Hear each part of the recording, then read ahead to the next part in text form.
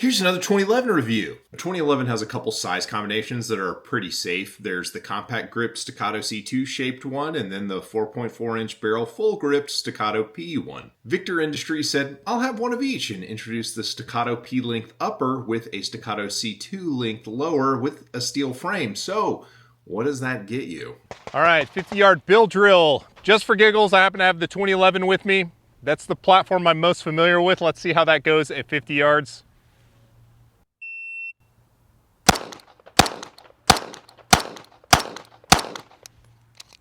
2011's pretty darn easy to shoot, guys. That's mighty nice. That was a 471 from the 2011. At 50 yards in less than 5 seconds from a low ready, we've got 5 alpha, 1 delta from a bill drill, and that's 0 needs to be adjusted, but that's not bad. So yeah, that's pretty bonkers, and that was my competition 115 jacketed hollow point load that I used to use, and it got incredible accuracy out of this gun. So I'm David, and this is the VKTR Industries VKP, their VKTR pistol. That's what VKP means, pretty sure. And we'll be taking a look at this today, and if this isn't your first video here, consider subscribing, and if you think you are subscribed, it never hurts to check, because YouTube's gonna YouTube. So as always, full disclosure, this gun was sent in for video by VKTR Industries. No money changes hands. I'm not incentivized to say nice things about the gun, although the gun is incredibly nice, so there's not a lot bad I can say about it. But I want you to know those things. I'm gonna give you a bunch of data. You can make up your decision about the gun. I'm not gonna try and influence you, and if it's my opinion, you'll know it's my opinion. I'll say, this is my opinion. But first and foremost, some of you guys are probably like, who the heck is VKTR Industries? Because you watch my channel, you like pistols. Well, VKTR Industries is a company that's known for making piston-driven AR-style rifles that are absolutely absurd. Very, very nice. They've been in the AR game since about 2022, and recently they have introduced their first actual pistol, not an AR pistol, but a real pistol in the form of this VKP. But now you know. And what's interesting about this pistol is it's almost completely bespoke to them, whereas the only things that they aren't either making or designing is the front sight and the magazine. Even the springs in the gun are designed to the specs manufactured by others, but everything in the gun is to their specification, built to their standard, and it is a really high quality pistol. Other 2011 makers that do that kind of stuff are like Atlas and Infinity, so that's pretty cool. Flying through the specifications, so you don't have to go to their website and read. The gun weighs about 37 ounces, which is a very shootable kind of heavy middleweight or light heavyweight, depending on how you look at it. Everything on the gun is machined. There are no MIM parts in it, and pretty much everything is armor lube coated, which is a kind of high-end DLC. It's kind of a thicker build DLC, which is super, super hard, which means the fit that you get out of the box with this pistol, which is admittedly pretty bonkers, it's not going to open up. I've got other guns like that are Cerakote finish it or don't have necessarily coated rails like my Atlas. It was much tighter when I bought it, but it kind of loosened up with use. And that's because the rails are coated and then fit so that the sides of the rails are, you know, shiny.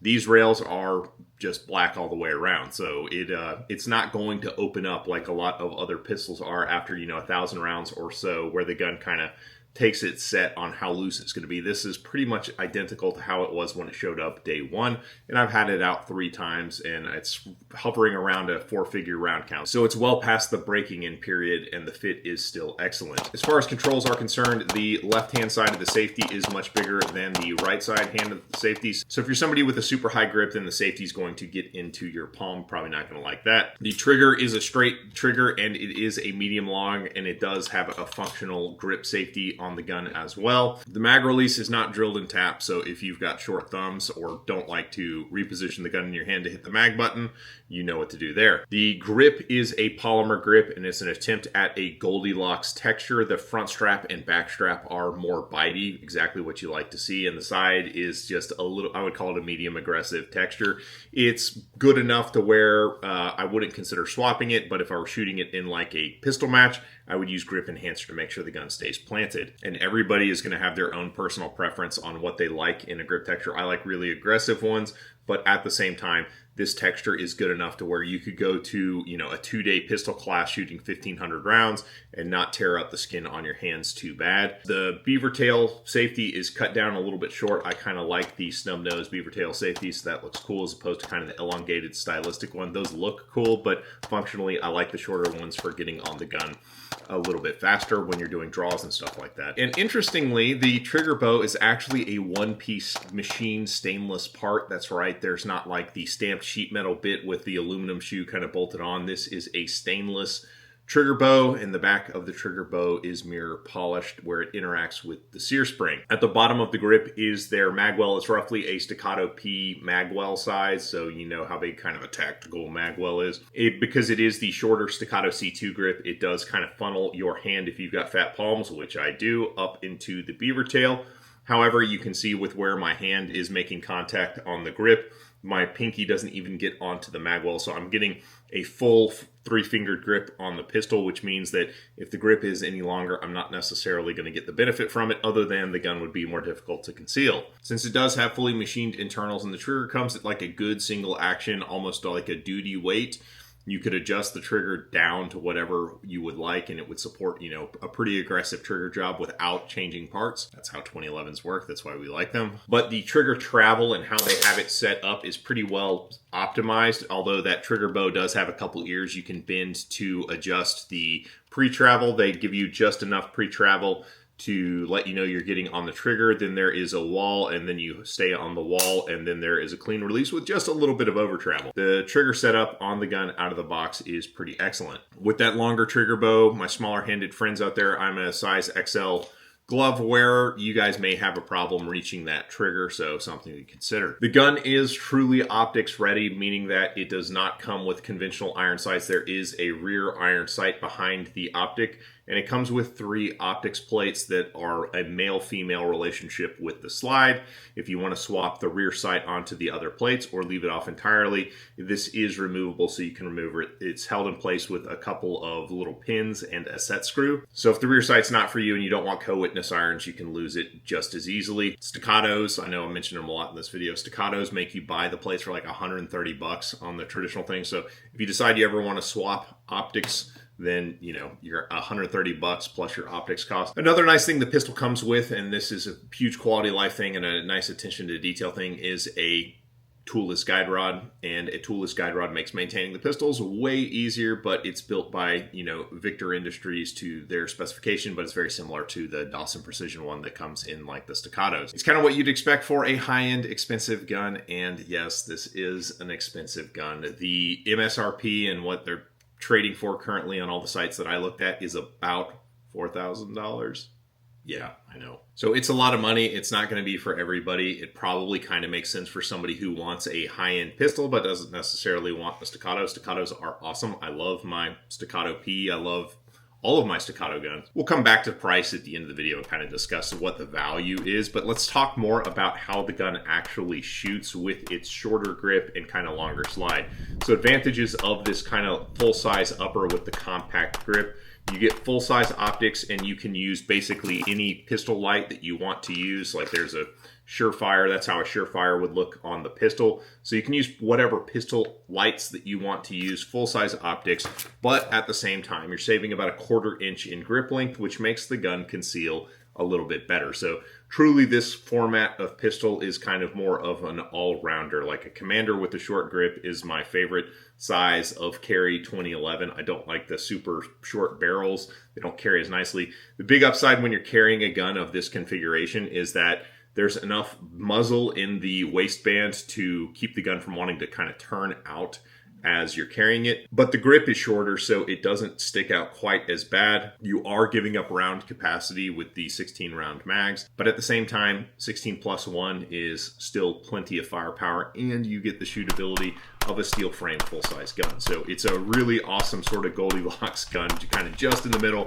does the carrying thing better than a proper full-size gun, but shoots way better than an aluminum lightweight kind of compact gun, and takes full-size lights. Look at the gun in recoil next to the Staccato C2. You can see that the VKP does not climb nearly as much.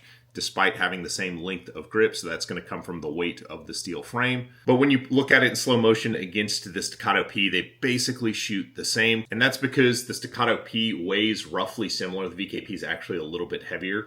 My Staccato P weighs about the same and it shoots about the same. Despite having a longer grip, it doesn't necessarily make the gun shoot nicer. And that's honestly high praise. Like, it feels like I'm dunking on Staccato, but my Staccato P is still one of my favorite 2011s. I know that I don't think the P gets the respect that it deserves. It truly is a great setup 2011 and a great gun. The accuracy out of the gun was impressive, as you saw in the build drill at the beginning of the video, but also off a rest at my indoor gun club. So is the gun worth it? Is it a good value? This is a highly subjective thing. It's going to come down to kind of your preference, your bank account, what you can afford, or what you want out of a pistol. But if you look at the Staccato P and you were to set it up like as this gun is set up, so you go to the Staccato website and you change it to like the DLC barrel, you put the X serrations in, you put the aluminum trigger shoe on the Staccato. The Staccato P comes out to be about $3,000. Now, if you include the optic plates that the Staccato P doesn't come with and 2 extra magazines,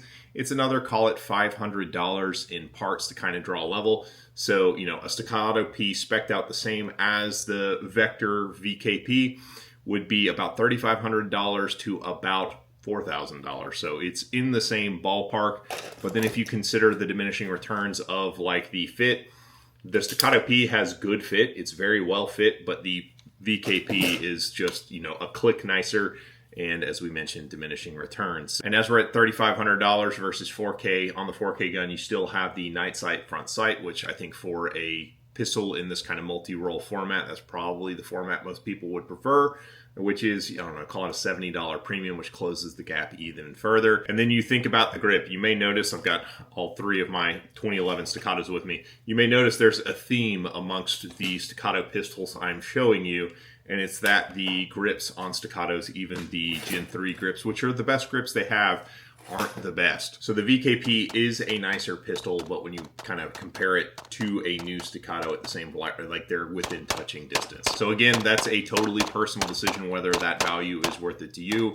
A lot of people are still recoiling in the comments that people spend this much money on pistols, but here we are. So that is the VKTR Industries VKP. I think they got most of the things right on the spec. I mean, it's a personal thing. You may hate the size of the safety or whatever, but it's all stuff that's within kind of the personal preference niche, but the main bold strokes of the pistol they got exactly right, in my opinion. If you're curious about another Commander Slide gun, there is the GP Arms Patriot, and I've got a video for that here.